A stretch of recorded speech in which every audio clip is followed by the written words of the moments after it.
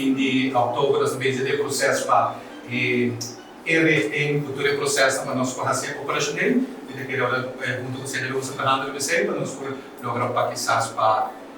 que em novembro é full operacional para as manos opvang, krisopvang e vooral principal mensen die mogen CMA e algum custo de espírito da vida do touch-up. Ok, mita René do Estado, mita presidente da Fundação Refúgio Social. Nós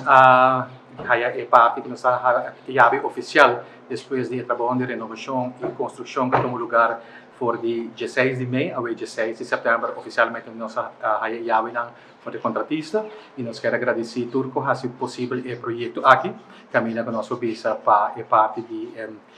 VNO, parte de Estados Plan que o governo de Aruba empresa é parte de crise de Venezuela, nós tem a parte de Rampo Bureau, nós tem a parte de sede Aruba, que é parte financeira completa para nós e cada menina Mercalina que é parte de inspeção de arquitetura para o lugar, para controlar a construção, e nós temos a Luna que faz a construção. Cada de membros diretivos também mais dangue para o aporte que logra para cima de 4 lunas nós portamos edifício aqui, caminha com nós oportuna possibilidade para opção para em caso de crise para correr home, mas também em crise geral lo que está Aruba com um shelter. E parte que nós visa é ajuda aqui está conjuntamente com instância oficial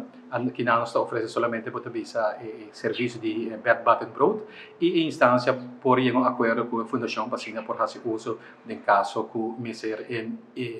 opvang, doon na opvang refugio din lugar aqui.